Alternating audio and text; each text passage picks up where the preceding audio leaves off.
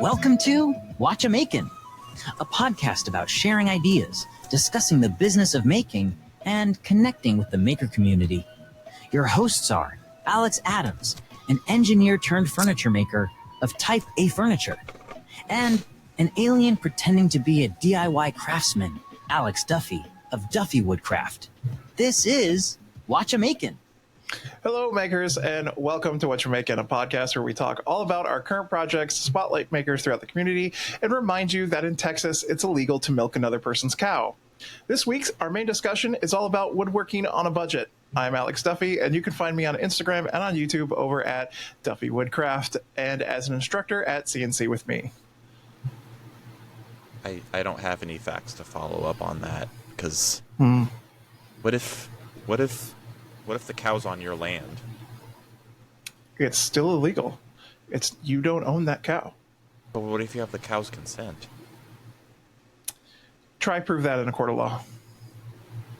You know what? I will. I'll go down to Texas to prove that. If you would like to support this menagerie of whatever it is, you can head to whatchamakinshow.com/ or no, gosh dang it, I screwed it up.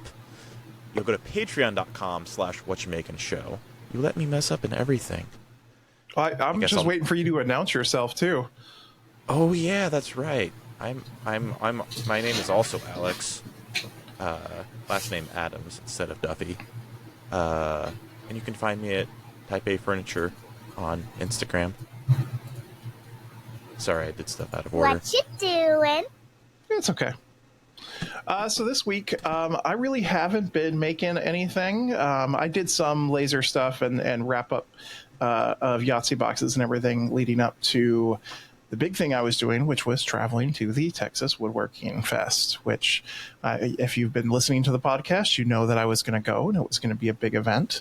So it's been fun. It was super fun. I'd say it was the best maker show I've been to, period. Hands down. Well, thanks, because I didn't get to go. Hey, that's on you, man. You and your little cross crunchy running stuff. And he's frowning at me now. Anyway, so the fest was amazing. If you're not familiar with it or you didn't go, Texas Woodworking Fest is a woodworking festival in Texas, hence the name. And this year they added, normally it's Saturday and Sunday. This year they added a Friday, and they specifically added it for content creators doing a half day of classes organized towards content creators and YouTubers. So I decided I wanted to go since this was the first year they were doing that aspect, and it was a lot of fun. If you think I sound a little plugged up, it's because I have post-festival flu from, seeing tons of people, shaking hands, kissing babies, staying up till 3 a.m. every night plus, I figured all the fun it was things. from eating a turkey leg or something, since it's a fest. They didn't have turkey legs. Festival. Okay. I wanted to make sure I had it right. Yeah, so Friday, so I'll give you an overview of the show. Friday was content-related classes. Drew Witt let us out from Witworks, if you guys are familiar with him. An amazing YouTuber and very, very knowledgeable. His class out of all of them, I will say, was my personal favorite. He taught a lot about... He gave us some of his story, but really he focused on getting the idea, the thumbnail, and the title across. And you have to do those three things all in your little thumbnail and title. So you have to get that idea across in both of them, but you have to get your thumbnail, make it simple and easy, and title simple and easy. So hook everybody in. And it was a really good class around that. In short, Drew Witt taught hooking. Yes. In Texas. Okay. In Texas, yes. But yeah, it was a great class. And then the second class was Ethan. I think Abrahamson is his last name. I'm always blanking on last names. Yeah. He's a maker out of the East Coast. He did a class on TikTok and short form individuals. It was a good class. A little dry because Ethan is extremely knowledgeable, and I think he tried to fit in every little fact he knew into the class, so it just felt overwhelming at times. but it was good. And then Jason Hibbs from Bourbon Moth did the next class. And if you are familiar of Jason and his contents, you will be familiar with the type of, I would just say, goofy, loosey-goosey attitude that Jason has. And that's the kind of approach he takes to classes. Very off the cuff, I'm assuming. Yes, very off the cuff. It was very Jason, if you know him well enough. And so I actually, by the way, sat directly behind him on the plane out of Portland because he's also a Portland native. Did you seat the entire time? I did not, but we did chat a little bit. I definitely watched him do the slides for the presentation on the plane. And we actually flew out together too. So, and his business partner Craig was with him too.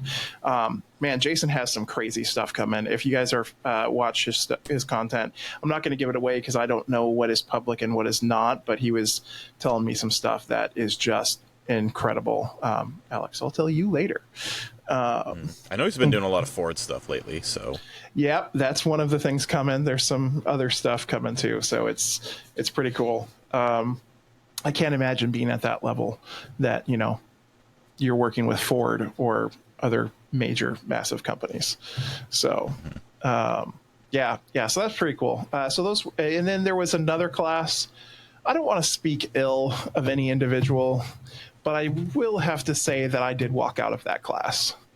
And it was just the individuals, let's just say his number one video on YouTube, and you can go find it if you want, is literally titled The Top 100 Gamers Who Say the N-Word.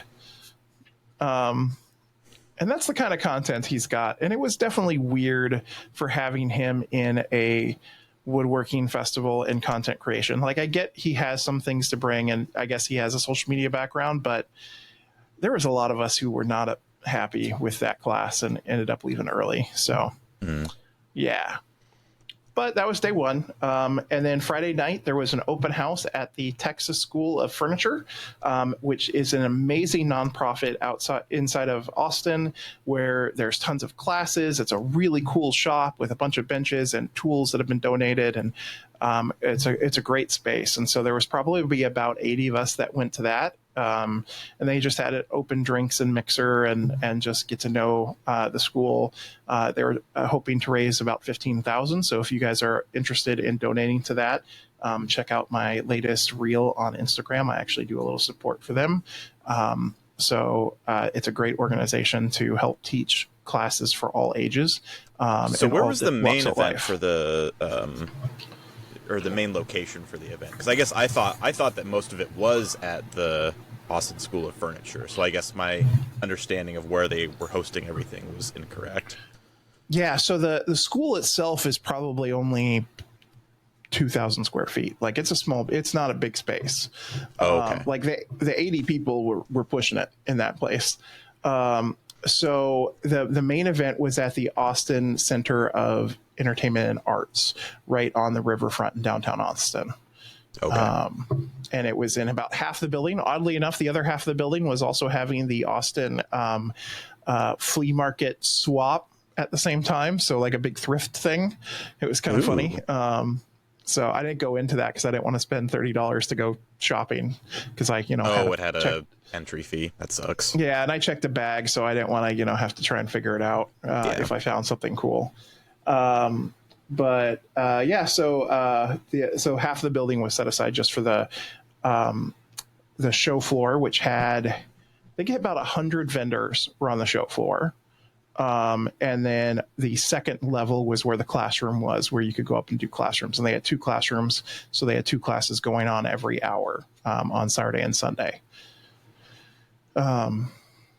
So Friday was just the content stuff on the second floor. And then Saturday and Sunday was the vendor floor was open. And so you got to go around the booths, talk to the vendors, see what they're offering.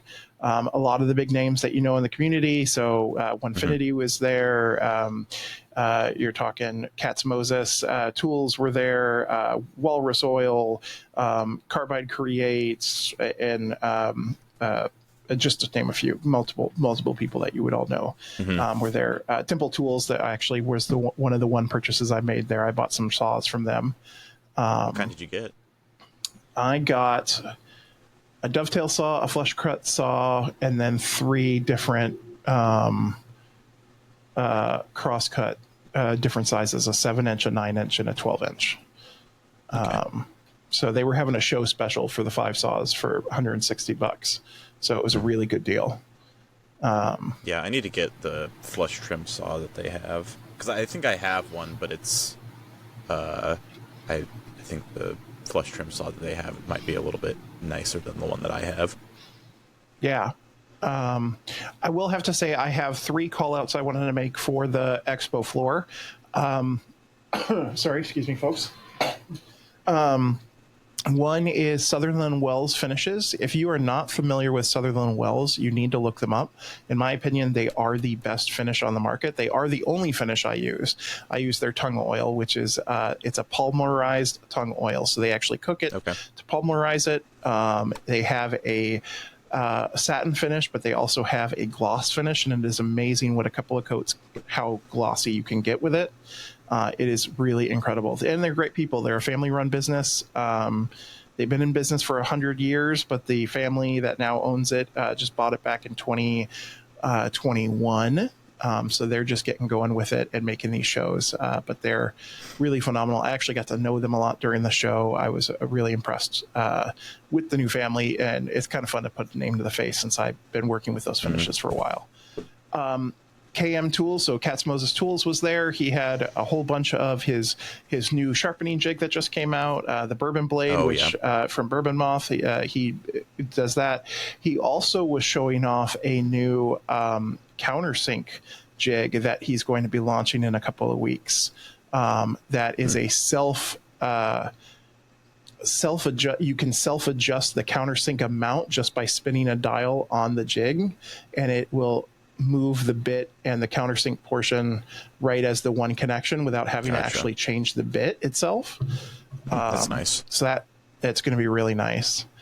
And then Bad Axe Tools was there. We mentioned this on the last show from the Maker documentary from Justin Maybe.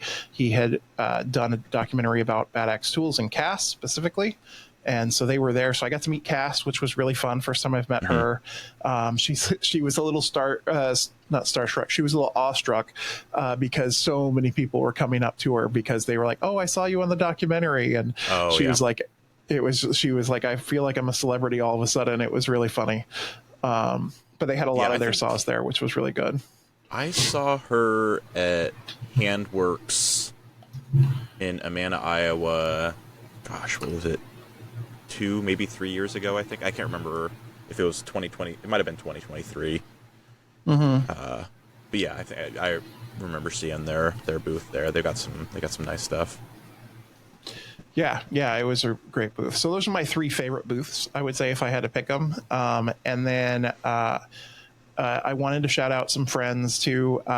First of all, the Airbnb I stayed at, I was staying with Jesse from Building Jesse, Katrina from Adventures for Katrina, Jeff from Maker's Way, and we shared a house together. And then Ed Mancini and Omar from Omar Makes It were also in and out of the house a lot too. Is it Omar Makes It or Omar Builds It?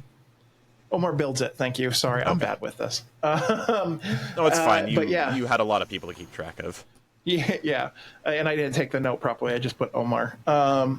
But yeah, they were a lot of fun. Omar, I had not met before, so I got to meet him, and we spent a lot of time talking and chatting. Great guy. Same with Ed Mancini. I've only met him a few times in passing. We spent like an hour chatting at a bar one night. And then same with Maker's Way. Jeff is extremely knowledgeable. He's not going to like me saying this, but he really is one of the most intelligent people in the makers community. But he likes to play dumb, so people don't come up to him asking stuff, but he is incredibly smart. Also knows a ton of random like U.S. history and a bunch of other stuff, facts. He's extremely smart. But he actually sat down with me and was going through like my thumbnails and giving me pointers on thumbnails and stuff for my YouTube, because he does all of the thumbnails and editing for Johnny Build It on YouTube. So that was a really good. And then the group of us that I just named all went and got tattoos, because why not? So we all went and got. You didn't use Jeff's CNC tattoo? I did not, but we all got, and I can't see it because of my camera, but we all got Maker tattooed on. I did on my wrist, and so did Ed Mancini, and then the others did it on different spots. But yeah, we went to a super sketchy tattoo place.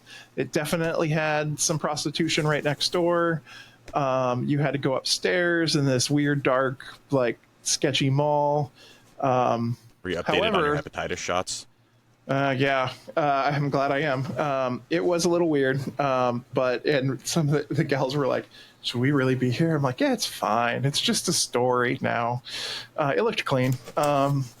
Their claim to fame, though, is on the wall. They have a big picture of Danny Trejo, the actor. Apparently, he only went and got his tattoos done from them when he was in Austin. So I was like, it's got to be somewhat reputable, right? Sure. Sure. Yeah, so that was fun. Also, shout out to Greg D'Ambrosio. I got to meet him for the first time. He's also a fan of ours. He listens to the podcast.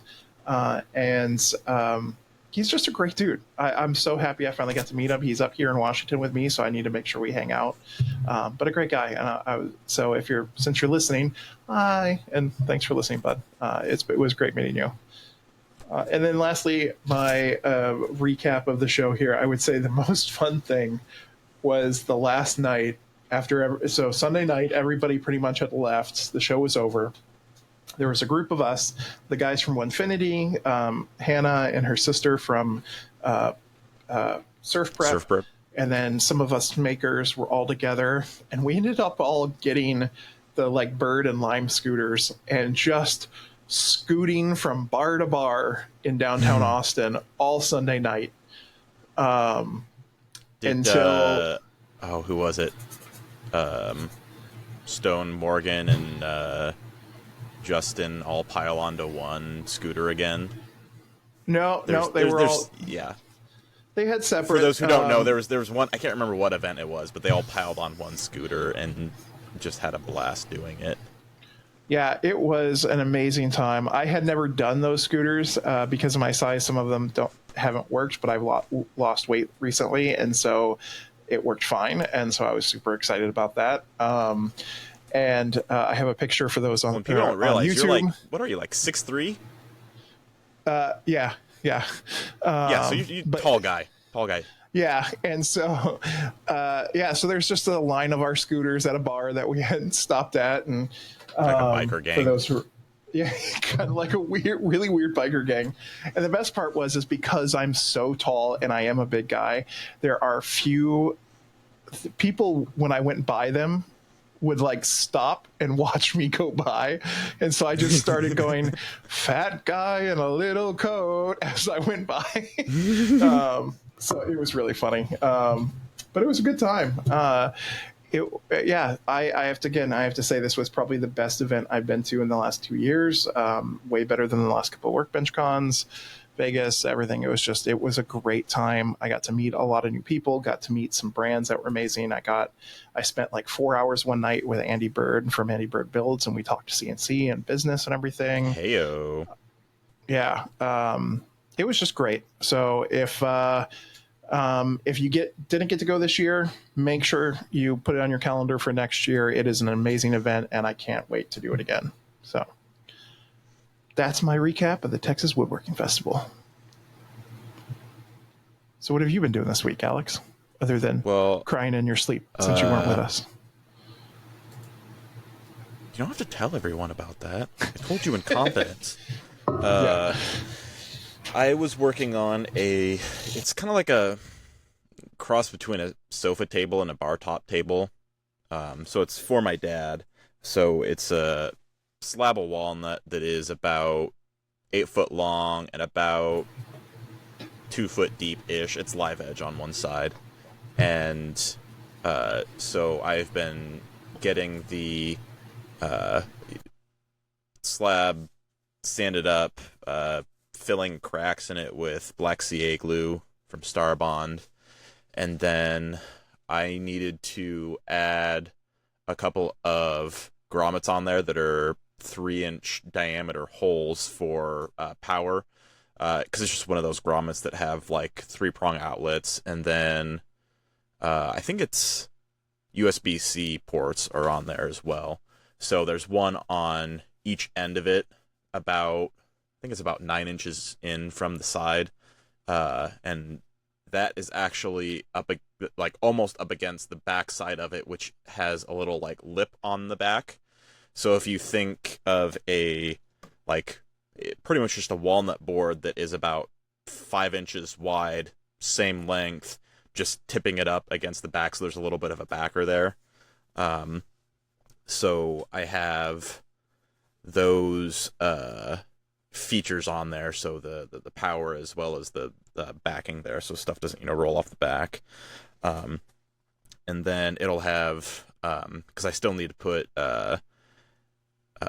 finish on it, and get it taken over there, but it's, for the most part, like all of the hard stuff is done. There's just a little bit of finish sanding that I need to do, a little bit of touch-up stuff here and there with some of the cracks before everything is ready for finish. So for the most part, it's pretty much done. So I have endured some of the more difficult steps that I will get into a little bit more in our next section. But yeah, that's what I've been making. Fix it, fix it, fix it, fix it, fix it, fix it. So then what have you been breaking? Oh, do I have some fun things for you. So I had to pull that board of walnut that's that little backer lip off of another slab that was from the same tree that the other slab came from.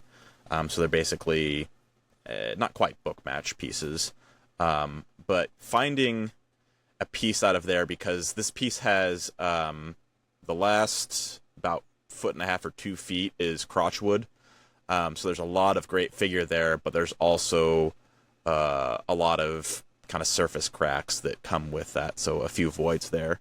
So I was trying to find the best portion of that, and I was having a little bit of difficulty with getting the track saw to actually cut that and then getting that on there. And because of the fact that it's such a large slab, sometimes when you're sanding and when you've got a little bit of the flattening that goes on, sometimes you don't have as flat a surface as you want for some of that, even though I planed that stuff down and everything.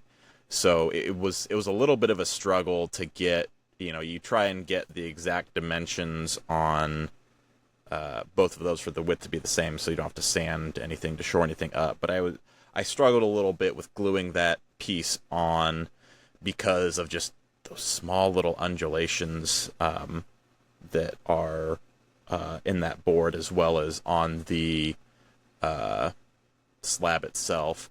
So like it didn't fit nearly as flush as I normally would get something like that, because I use the domino to put some pieces to align it on there for when it gets glued on, and I just had those little, like, it's those annoying little glue up ridges that are like maybe a 32nd of an inch that you've then got to go back through and like re-sand back down and kind of redo some of that work, and so that, I don't know if I necessarily broke anything on that one, but I did actually have to bring out the iron multiple times because I dented that piece of wood several times moving it around in the shop. So I had to do the old wet it a little bit, put a wet towel on there, and then use the iron on it to pop that back up, and it just worked like a charm, getting some of those dents out. But it was just some of that stupid stuff where it's like there's just that long skinny board where like stuff just slips, falls over, and you just get that little dent. You say a few naughty words as it happens, and then you figure out how to fix it. So I did do a little bit of that with that lip piece.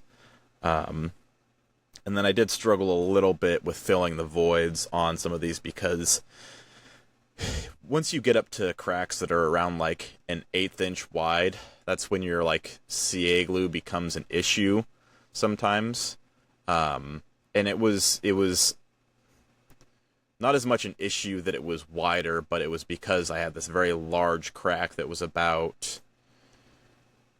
maybe about 12 inches long, going towards the crotch figure itself, and it was, I taped it on the bottom side because as I was getting it set up, I was like, okay, I need to throw some tape on the bottom side of this so when stuff leaks out, it gets all it gets contained. And unfortunately, what happened? How wide of a crack was it? It got to a little bit over an 1/8 inch wide. So it's a decent size once it got to it went to the edge of the board. So did you put a bow tie in, or are you not worried about a bow tie? No, I'm not worried about it because usually that adhesion is good enough for me. I haven't gotten many requests to do bow ties. Usually I just fill stuff in with either black epoxy or black CA glue for a lot of those cracks. It does just fine. But when I was putting the tape on, I had already put the slab on the workbench, and I had some of the bench cookies on there underneath, so I lifted up one end, and then I got my tape underneath, and I kind of rolled it on there, but I didn't get the last portion of it rolled on super tight, so it kind of peeled back a little bit. So as I was getting some of the glue in there, I'd put some in there and then spray the accelerator.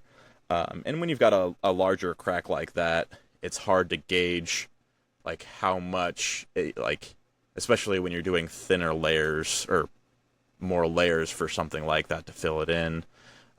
Your sense of how much volume you're filling up is not super accurate. So yes, that is what she said.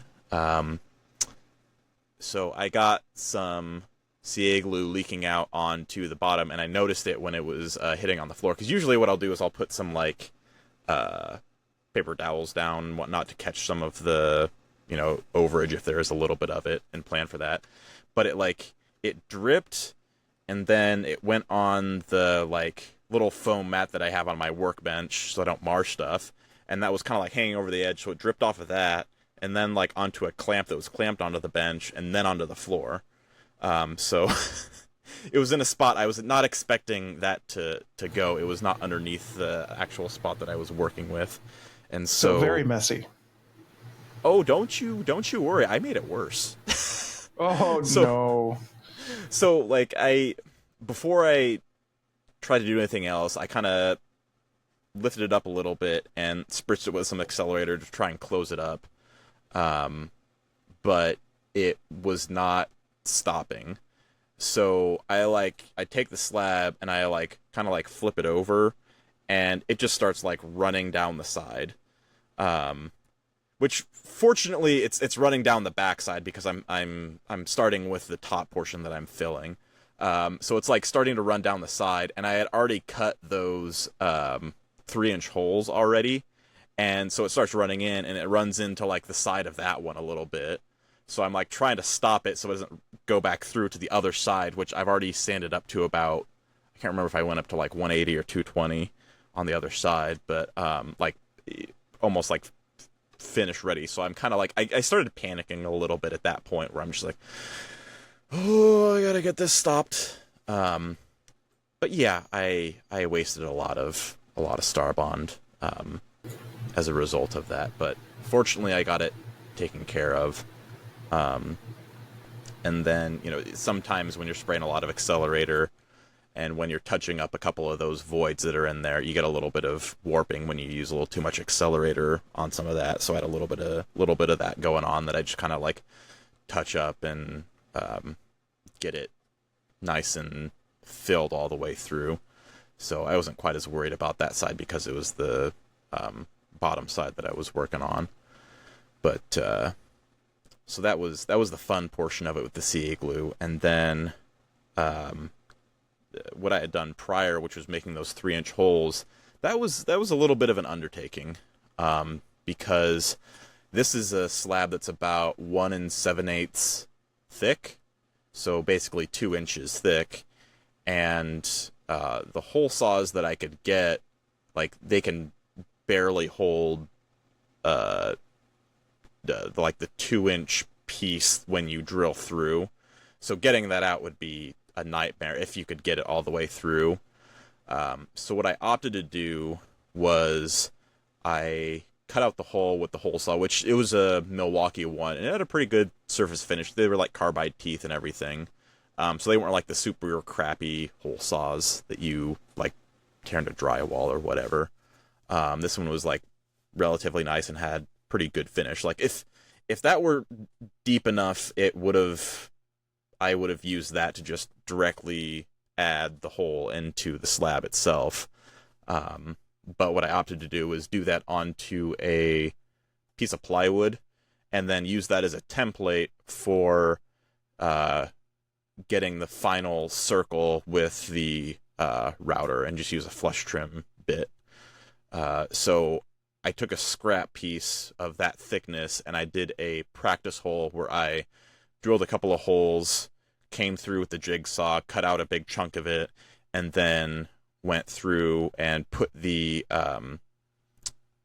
template on the bottom side. So I did the trick where you put in blue tape on both the template and the back of the workpiece, and then put CA glue on there, and then use the router to trim it up to that true dimension.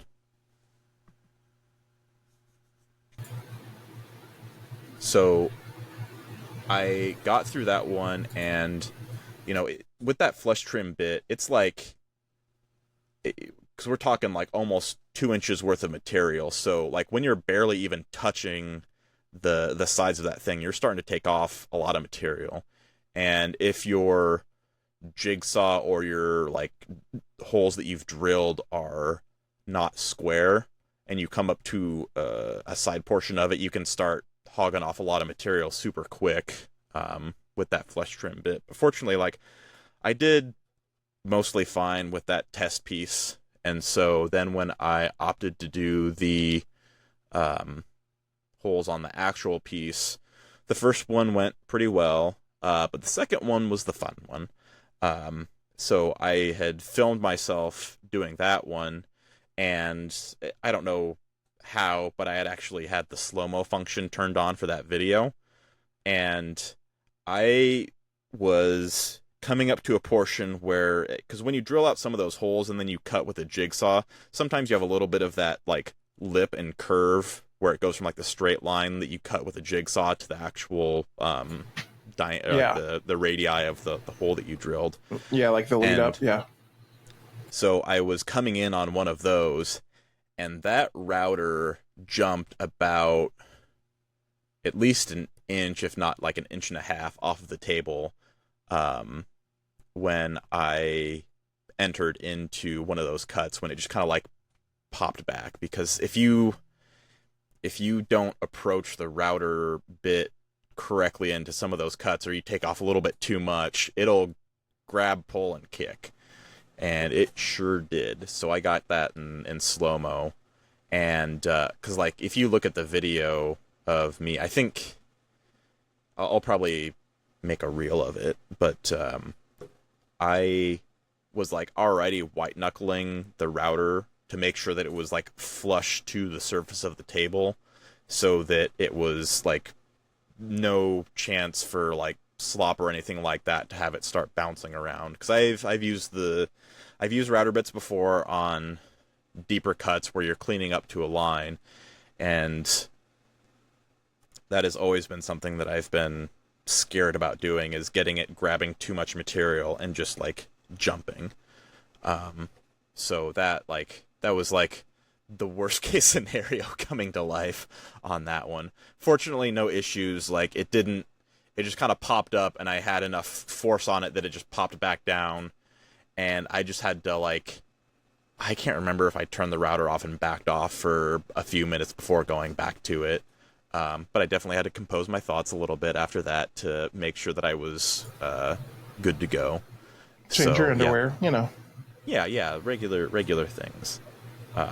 So that was probably the most challenging portion of that particular piece, just because like I didn't have a whole lot of options when it came to doing a hole of that size, because spade bits are nowhere close enough to get a surface finish that's good. A lot of your like auger bits don't get that large. I do not have a CNC. That would have been an easy way to like slap it on a CNC and then have it take that portion of the take that hole out and just basically drill it out.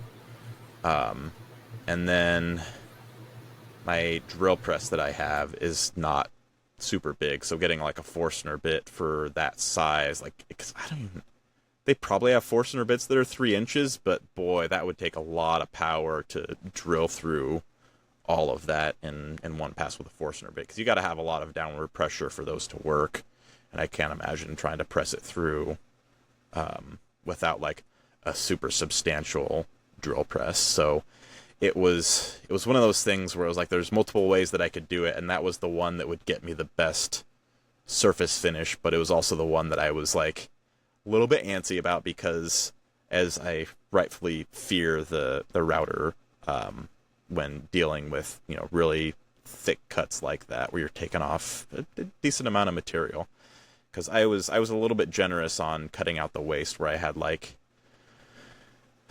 probably a 1/4 inch, because sometimes your drill bits can walk when you're doing stuff, and I didn't want it to come out in the wrong spot on the other side. Even though it was most of the time it was straight, you know, it just takes once to screw up and ruin the whole thing. So I took the more conservative approach to make sure that I did not tear out any of the wood, which I tore out a little bit of it with a drill bit on that test piece. So I kind of already learned that lesson on the test piece, fortunately. So yeah, that's what I've been breaking.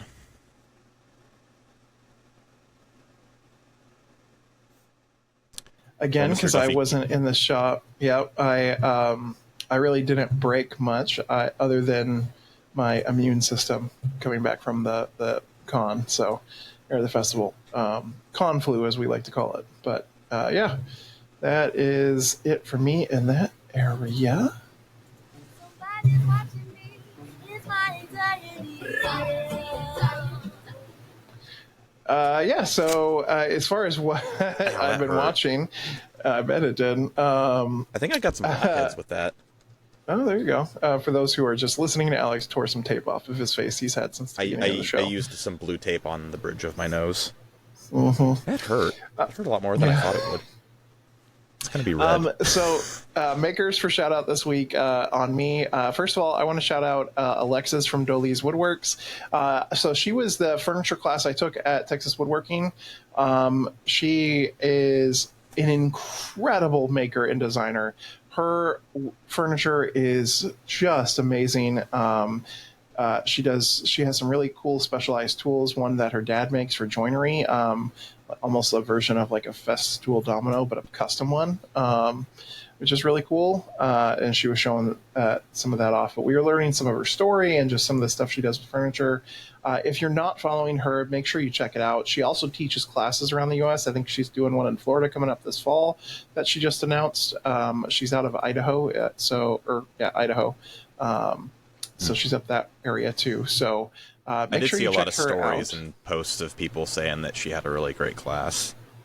Yeah, it was incredible, and I luckily got to meet her at the mixer after that, and so and she's super nice and super kind. So I was really really happy to meet her and chat.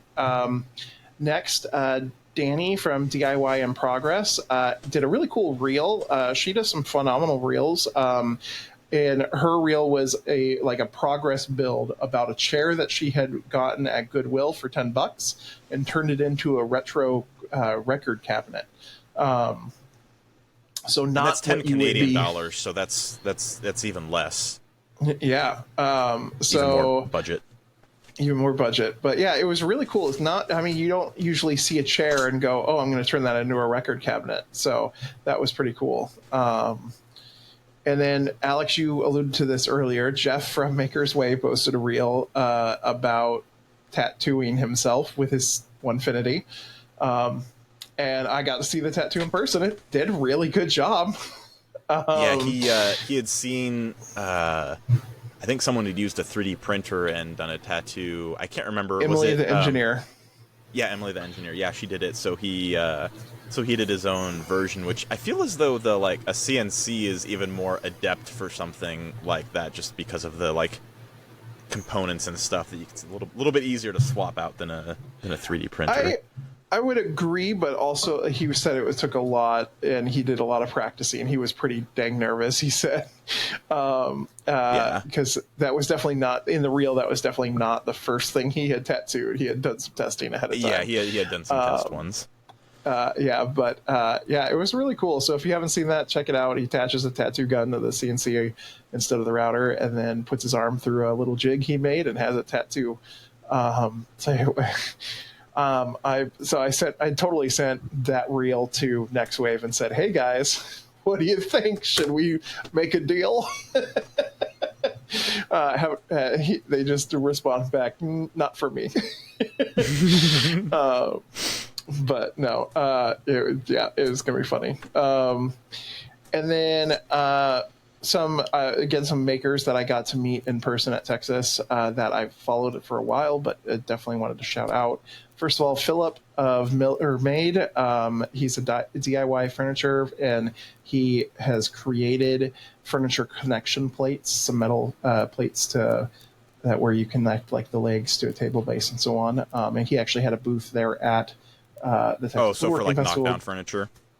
Yeah, but Gotcha. definitely get to meet him. Actually, he is somebody that I will be talking to you about, but we'll be having on the show because he has gone through the process of trying to patent something that you've made, and I think he'll be a great guest to talk about that whole process, and he has a whole story about that. So we'll have him on a future show. I also got to meet Joey of Joey Steel Blade. He does a little bit of everything if you follow him. He does woodworking, 3D printing, tool reviews, DIY. He's a bigger guy like me. He has one of the strongest handshakes I've ever met.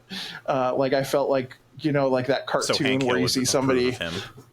Yeah, like that cartoon where you see somebody get handshake and their hand is crunched at the end. That's totally how it felt. Fish.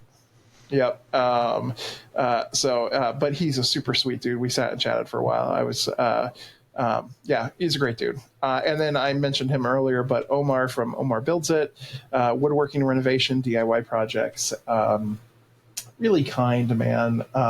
He's a girl dad. If you don't know that, but he's got 2 little girls, and he's very protective. Cause there were definitely times we were out walking the streets, of Austin late at night to different bars, and Jesse and Katrina were walking in front, and somebody would call "Hey girls, come to the bar," and he'd just be put his hand on their backs and be "Nope, we're gonna go this way."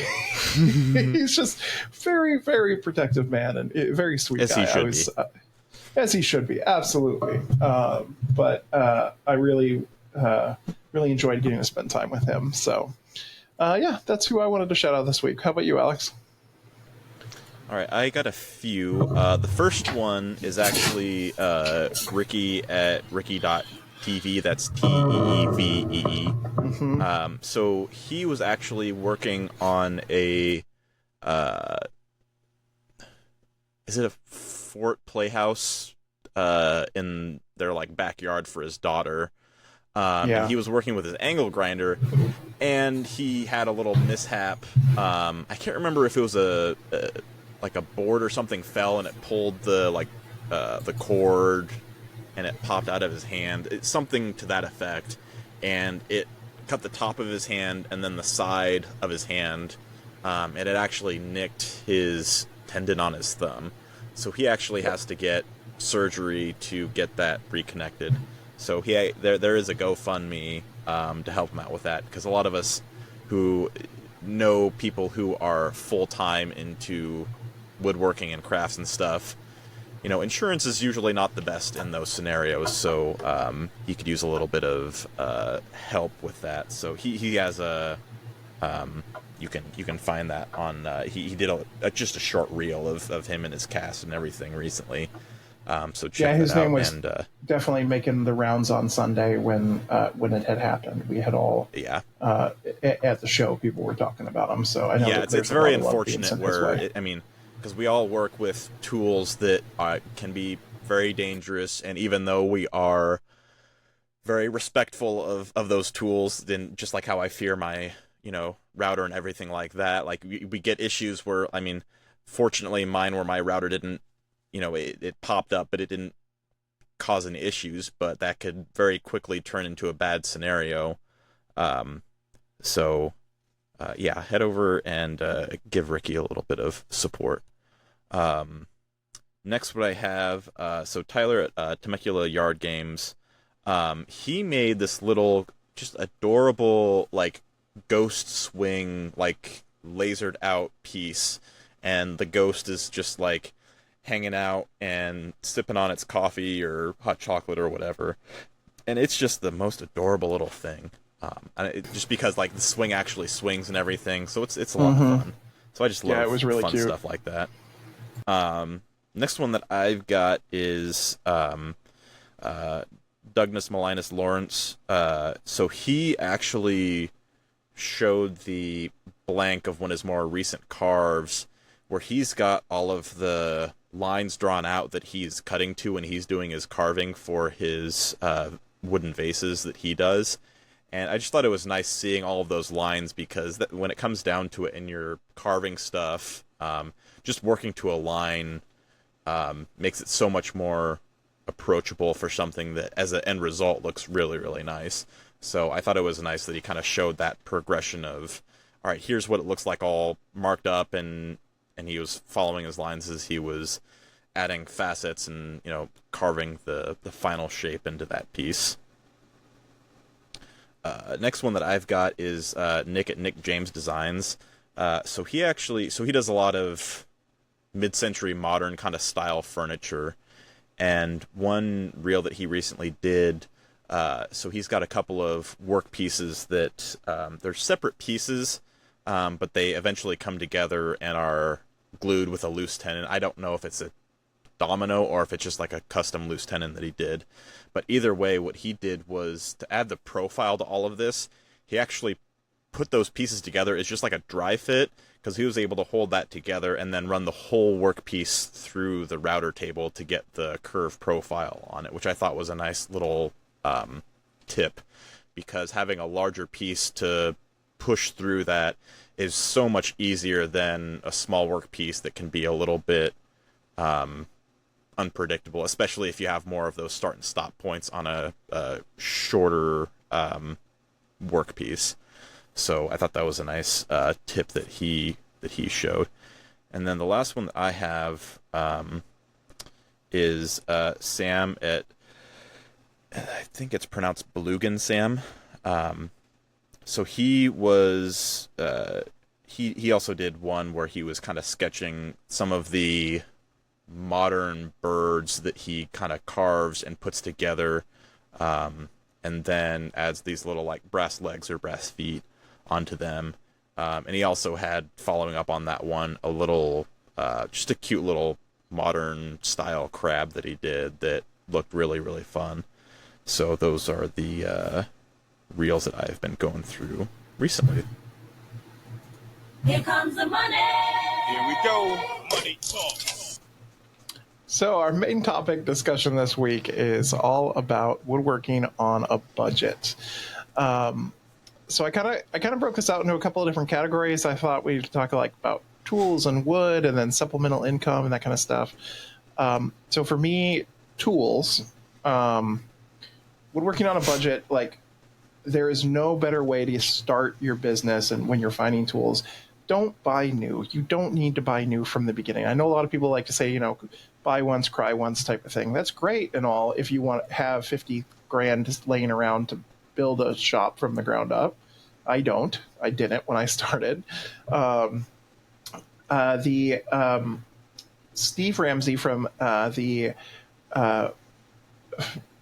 can't speak today, Woodworking for Mere Mortals channel has on his website a great $1,000 checklist of tools to buy to start woodworking, and he says you can do it for under $1,000 if you buy them used or new and hand me down and so on. So hand me downs are a big one. I definitely had some tools that I got from my dad for like wrenches and stuff.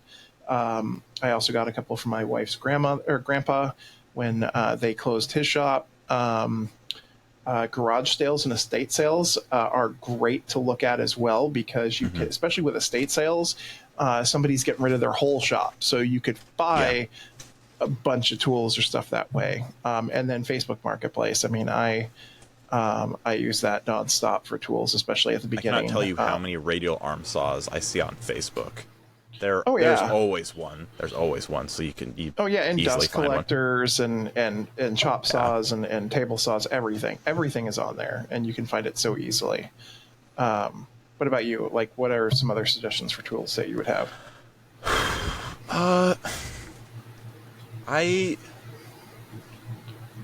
What I tend to do is I will spend less in one area so I can get a little bit more on a tool that requires a little bit more precision. And what I mean by that is, like, if you have a saw that is making saw cuts, like, dimensionally that needs to be accurate. So if you don't find yourself in a scenario where you feel good about calibrating that and making sure that stuff is square and lined up, that might be a scenario that might merit going for a new tool if you do have the budget. I mean, if not, you can obviously learn how to square stuff up. It just takes a little bit of time, doing some test cuts, and you can make it happen with just about any tool. You don't have to have the top of the line tools for stuff, but generally that's what I do. Is like I don't spend as much on a certain area because I want to spend more on another. Because, like, you can do pretty darn well with a super cheap random orbit sander, and if you get some good sandpaper on it, it will do just fine. So there are. I'm going to contradict you there. Oh, really? Because that was actually the example I was going to say. It's okay. I spent $100 on my jointer that I found from Facebook Marketplace, and I got a 6-inch jointer. An 8-inch jointer. It's a jet jointer. It's great. I spent $100. I don't need to spend a ton more, and that thing's going to be a workhorse forever. But my random orbital sander, I spent money and I bought a Festool, and going to that Festool saved me so much time and energy and money money over the long run, because I'm not sanding as much as I would with a junky orbital sander. Oh, I would definitely go to the Festool sander. I was just saying that, like, you can. That's one area where, like, I personally started off with like a Skill random orbit sander that was like a 5-inch, and that's where I started. I did well with getting a nicer, like, 3M sandpaper. It was the what's theirs?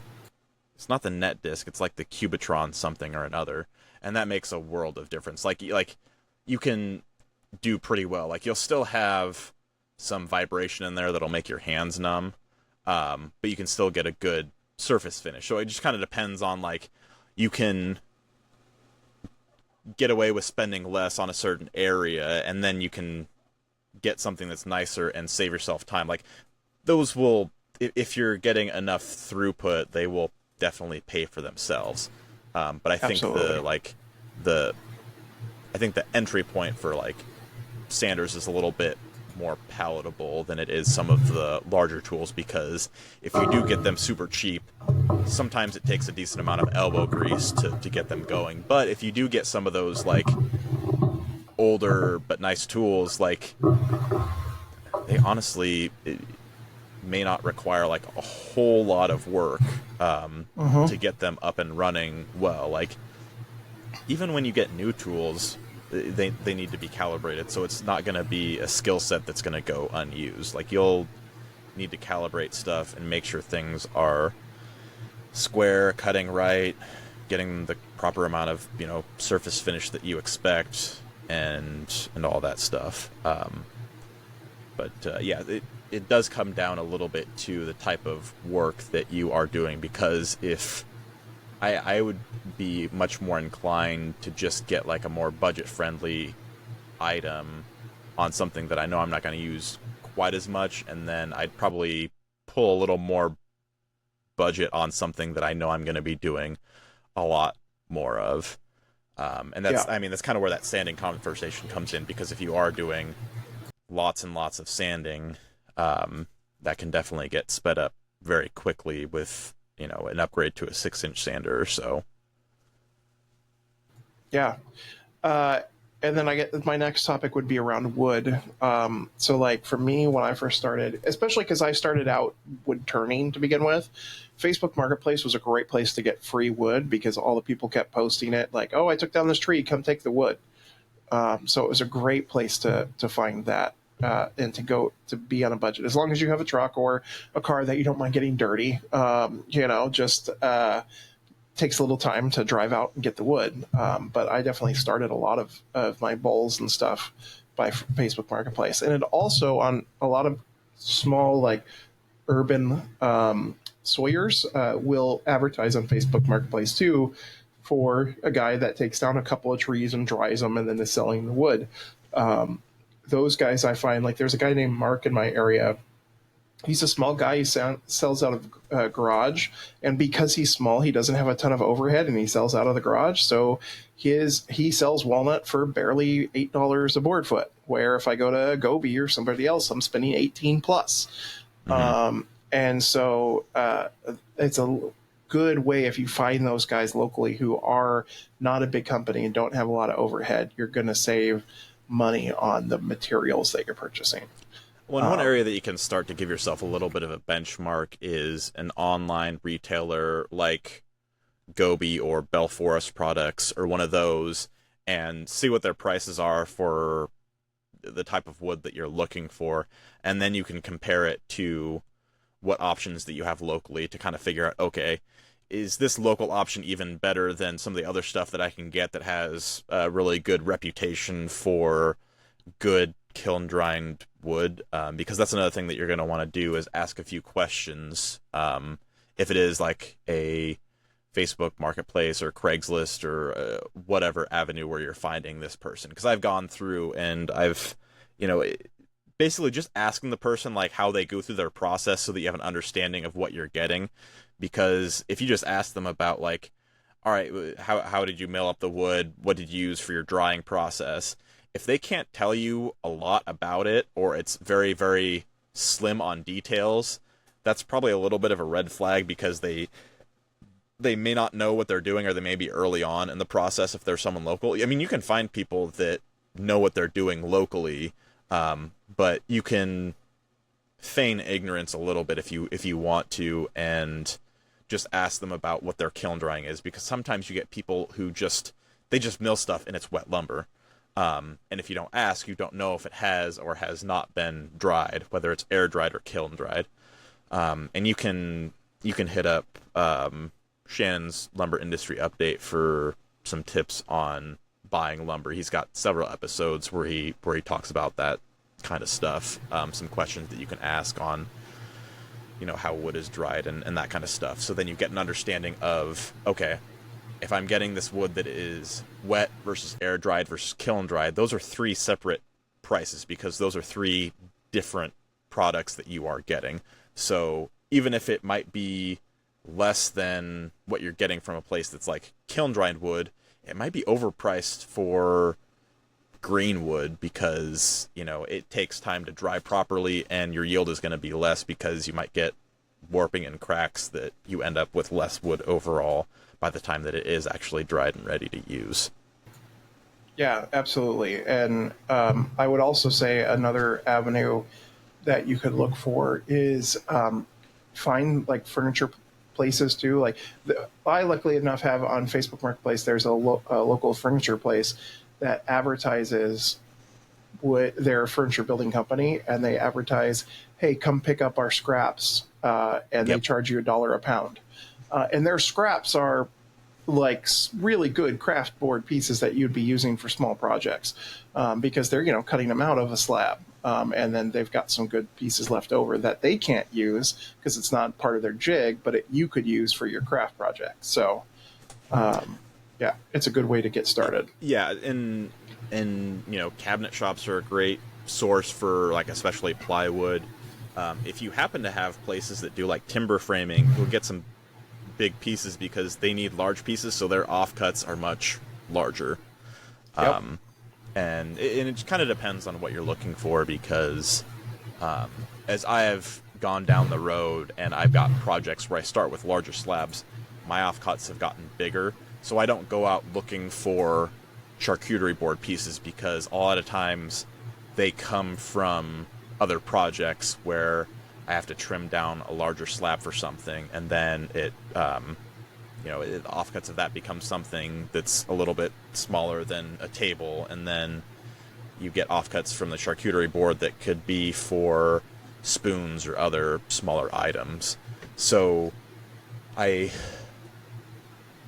unless you're doing like a lot of like pen turning and other stuff, a little bit of patience. If you do have a variety of stuff where you are able to fill those scraps and actually have some, you can save yourself a little bit of time by not going directly to the size of stuff that you want. Probably after you've done it a little bit while. When you're just getting started, it's probably a good idea to get some of those, but just may not necessarily need to stock up on those super heavily until you're for sure on turning pens or other small wood pieces that you're using. Mm-hmm.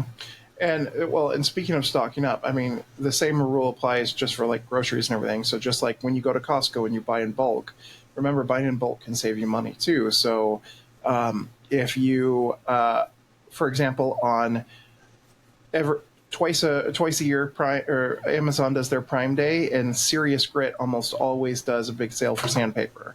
And so I stock up on a bunch of sandpaper throughout through those sales because that way I don't have to buy a couple of boxes here and there and waste more money. If you have the money to buy in bulk now, do it because it will save you money in the long run. Same with like wood glue. When I had Home Depot had a sale on a gallon wood glue, and I ended up buying 3 gallons of it because it ended up only being $10 a gallon. So now I'm set for wood glue for the year. Yeah, I do a very similar thing as well, where I try and buy larger amounts, and also kind of going back to the lumber stuff. As I went to different places, I was prepared to buy something for a project there, because especially if you're dealing with Facebook Marketplace, where it's someone who might be doing this like part-time or as like a hobby, if you spend money, that kind of greases the wheels for further deals, because they know that you will actually spend money and you're not just kicking the tires, because they get plenty of people who do that. So even if it's just like one board and you spend $50 or $80 on it, that will like help foster that relationship for you down the road. And one other thing too is rough versus planed wood. Because if you do not have the tools to process something like that, you can have places mill that up for you, whether it's a place like a Rockler or a Woodcraft or, other hardwood dealers. You can get stuff pre-planed and pretty much ready to go, so you can skip that step if you don't have those tools yet. It'll save you a lot of money in the long run if you do mill up your own wood from rough sawn. But there's nothing wrong with going with pre-milled lumber. You just have to be a little bit more selective to make sure that wood has not warped too much for whatever projects that you need. Because like if you've got like an 8 or 10 foot board that you're going to be turning into like, a small box or something like that, it doesn't need to be dead flat across the entire 8 feet, because you're going to be cutting it up into multiple pieces anyway. It just needs to be flat enough for whatever the longest pieces that you're going to be using and whatever it is that you're making. So that's an option that can help you get by if you don't have the tools to handle rough sawn lumber. Well, and that said too, if you are not doing rough sawn lumber, buy lumber when you need it. Don't necessarily buy a bunch at once, because you could, if it sits in your garage for a long time and you've got, like in my area, a high moisture content area, it's going to be soaking in that moisture and it will warp or move over time. So that now S4S finished piece of wood that you bought is no longer S4S, and you're having to replane it or mill it down. So, and I've definitely learned that the hard way when I first started. So make sure you're if you're buying S4S, only buy what you need, or at least a little extra, not too much. Because that's another area, is how much room that you have for storage of what you purchase, because it may be a struggle just to have the shop space, and then having the space for the material that you need for your project might make it even more cramped. And I know that I have fans in my places where I'm storing my wood to make sure that I've got airflow. So having a couple of fans to make sure you have airflow can help keep that investment of lumber from, deteriorating and not being useful for the project that you thought you were going to be able to use it for. But that's the Absolutely. good thing, is that, I mean, as long as your storage conditions aren't super damp and wide swings in temperature, that wood will stay in pretty good condition. Because if you have wide swings in humidity, you can basically, the wood can warp, move, potentially open up some cracks, as well as going to high and low temperature swings. So if you can store it in an area that is conducive to what temperatures you like, then your wood will be in good condition for whenever you need it. And then lastly, I would say, for me at least, is when you're working on a budget, adding some supplemental income where you can too always helps. So, of course, I will always sell at markets. When you start making things, sell your stuff. It's going to bring in income. Even if you don't think it's worth selling, try. Somebody might think it's worth selling in buying. There are definitely things I've sold that I'm like, I wouldn't have bought this, but people do, and they will buy it. And that's just because you're always your own worst critic. So think about that. Also, content can be a way to supplement income if you get to that point of creating content. So I always say, especially film everything. And if you're starting with DIY, like a lot of us do, film that. But because if you're doing DIY, you're making things that you're going to be using around your own house. So you're not wasting money on projects that will just sit until you sell them. So if you're going to be doing some floating shelves, film that, make a project, and those things will add up over time, and maybe you'll get monetized and you'll get some income that way. And then lastly, when I first started out too, I started doing selling my time, which was I would offer my own, like my CNC time, I would offer to do other people's projects, or just some custom laser work here and there. Things that if I'm not working, I'm not buying the material, I'm just making my own time, and that's pure profit right in your own pocket. So that's a good way to do some supplemental income as well. Yeah, because if you've got some specialized machines for whatever that it is that you're making, because like one example for me is that because of the router sled that I have, I can flatten stuff that's 6 foot by 12 foot.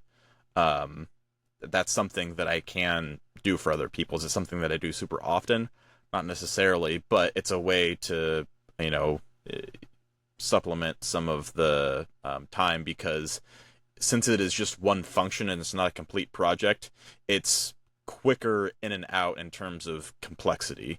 Because if I'm just flattening a slab for someone, I don't have to worry about sanding and finish and joinery and all those other steps. So, it may not be as much top line revenue, but it can be a quick win for you to generate a little bit of revenue to keep that machine running. Whether it's something like that or the CNC that Alex has, or the laser that I have for doing like laser engraving stuff. But one other thing that I actually did want to touch on because it's kind of a weird spot, is the actual like storage and like work surface areas, because it's not necessarily a tool per se, but it is something that you use a lot in the shop. So like whatever you have for, you know, a workbench or a work surface,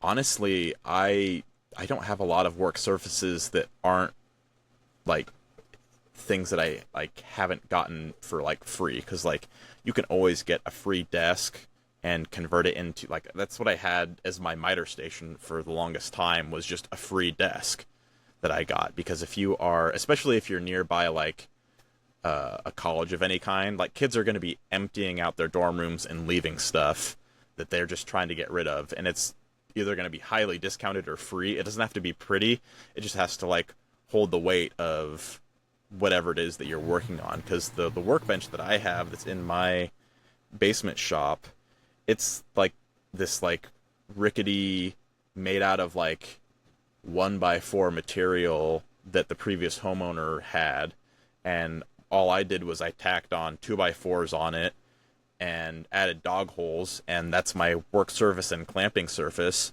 for, you know, a pretty straightforward price. Like, you don't have to have like a super fancy workbench. Like, that's still the one that I use. Like, it's not even flattened.